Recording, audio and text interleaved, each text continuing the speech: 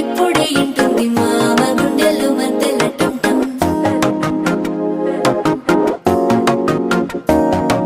సిరిపోరికి మెల్లగా తెలిసింది ఆశ పెంచిన అక్షతటం